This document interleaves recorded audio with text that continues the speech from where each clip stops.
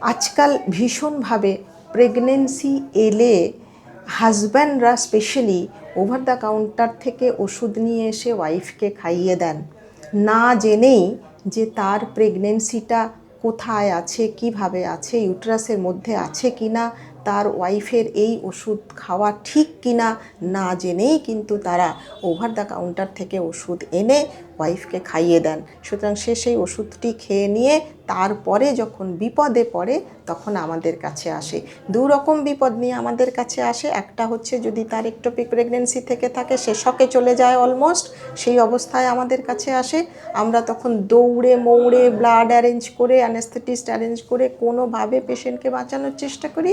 আর দ্বিতীয় হচ্ছে তার ইররেগুলার ব্লিডিং বহুদিন ধরে চলতে থাকে, তাতে অ্যানিমিয়া হয়ে যায়, ইনফেকশনস হয়ে যায়, ফলে নানা রকম অস্বাস্থ্যকর পরিণতি তার হয়। সুতরাং স্বনির্বন্ধ অনুরোধ, ওভার দ্য কাউন্টার থেকে নিজেরা ওষুধ এনে খাওয়াবেন না।